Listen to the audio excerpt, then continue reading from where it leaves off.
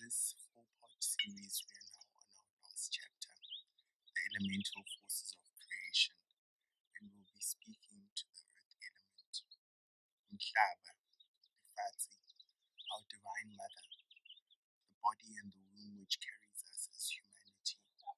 In the elemental forces of creation series, we've been exploring how it is that you can connect with the elemental forces of creation in order to align with your soul purpose, your soul intention, and also what it is that you have come here to do.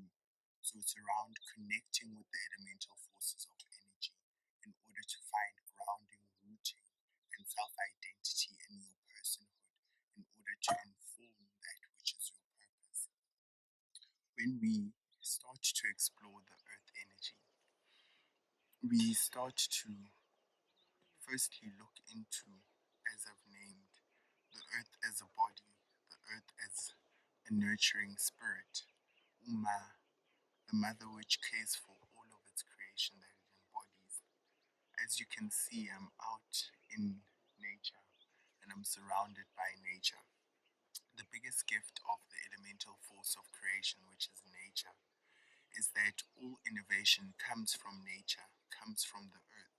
So all of modern development, all of the inventions have all been innovated from something which already exists in the natural world, in nature, in the earth. We first learned how to build and have the built environment in engineering by our first ancestors living in caves, connecting and seeing, and today we have fields such as architecture. We learned how it is to fly machines by seeing birds fly and learning to understand how it is that the science behind their flight takes flight. We've learned how to have fridges, to have all of modernity, all of the technological developments have been by finding such technology in nature. So when we connect to the earth element, we connect to the earth. The first thing we connect to is we connect to the spirit of innovation, to the spirit of creation.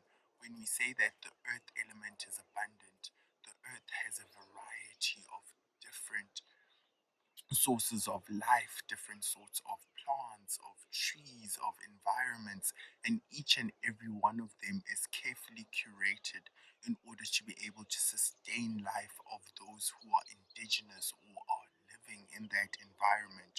So it means that also when we connect with the earth energy, we're connecting with the creational force, we're creating with the nurturing force, connecting with the force which is one that actually feeds and takes care of it. So, in how we would go about connecting with the earth, it would be much like I am doing, going out and spending a time in nature and seeing what it is that you connect with.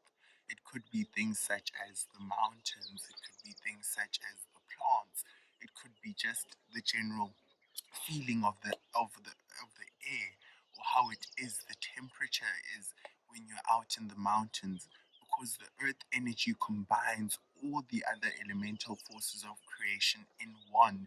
It is when we see them in action, in natural action, where there is no need for any human interference for all life forms to be sustained there.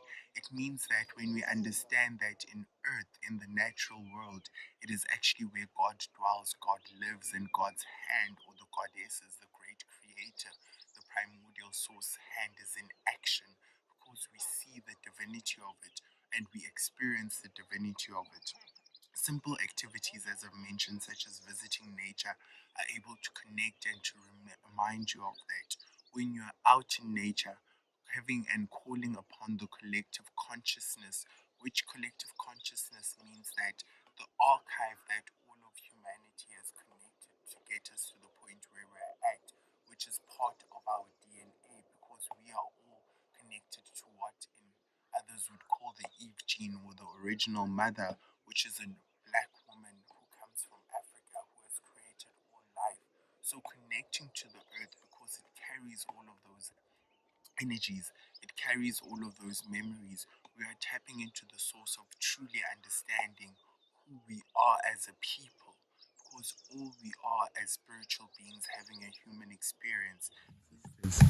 We are remembering a part of who we are, both from a physical level, a mental level, on an emotional level, and on a spiritual level. Our DNA recognizes these ways of living, recognizes this way as it's in our blood. This is how our ancestors lived. This is how they healed themselves. This is how they resolved and aligned themselves. We go back to the way of our ancestors to reconnect with the truth of who we are, the essence of who we are. So it means that when we connect to the earth energy, we are also connecting to our material or our world desires, the things that we wish to manifest in this third dimension or in real time in the living world, the world of people. So when we go to the earth, we call upon energies such as those of abundance by understanding that the earth forms precious metals and precious gems such as diamonds and gold, those which we as humans have placed such high value on. Oil is found in the earth. Oh, so many of the things which signify wealth, which signify good standing in modernity, are all gifts of the earth. All of those natural resources, economics or the economy is governed and run and informed by things which come from the earth. The earth is a provider. So when we connect, we call upon that truth. We call upon that principle of the earth energy being as an elemental force of creation, representing that truth, representing that understanding that we can call upon and that gift that we can ask upon to come into our lives to be able to feed us. It is beautiful when we as people understand that our ancestors learned everything that they know by looking at nature, by observing nature. So, giving ourselves time to go and set an intention to reconnect with that ability to observe means that the earth energy is also able to allow for us to actually get better insights into understanding our lives, get better insights into understanding which direction we're able to go at. In certain instances and certain contexts, people will connect with certain spiritual deities such as Umoya or those of gifts of seeing and prophecy by going to go spend time in the mountains, going to spend time out in nature. And the importance of them going to do that is that when you're out in the mountains and in your vision, your bird's eye, you have a 360 view that is able to then give you a practical or a physical or a real experience of being able to see beyond any sort of blockages. So when we go out and we connect with the earth energy in spaces such as mountains, we're also connecting with those gifts of seeing, those gifts of prophecy, those gifts also of clarity. So we can use that connection to also call upon clarity when we need it in our space, to call upon, certain guidance. Connected also to the gifts of the earth or those of healing. We understand that all medicine is an innovation, as we've spoken about the earth energy being the muse to all of human development, is that all medicine comes from plant based medicine or ethno medicine. So when we connect to the earth, we are also connecting to a healer. If all medicine that indigenous people use are ethno based medicines, plant based and animal based medicines, it means that the earth energy carries the healing for any and every ailment that we may have on a physical, emotional, and spiritual level.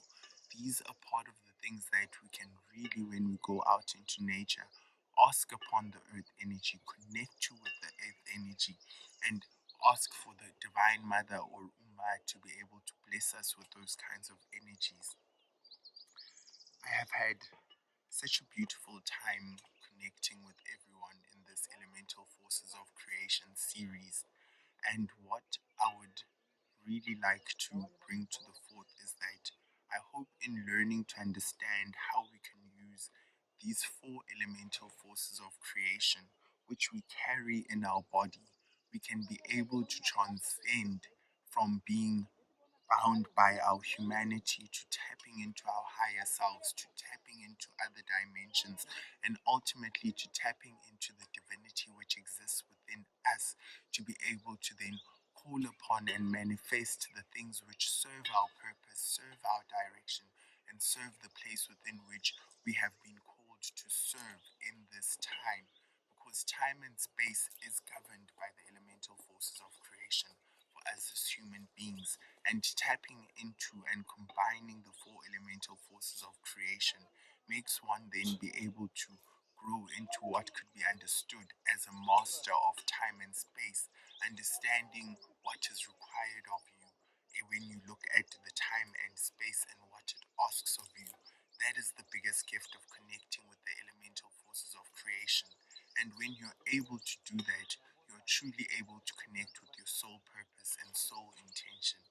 It has been beautiful sharing this part of the elemental forces of creation. And please don't forget to like, comment, and subscribe to the channel. And from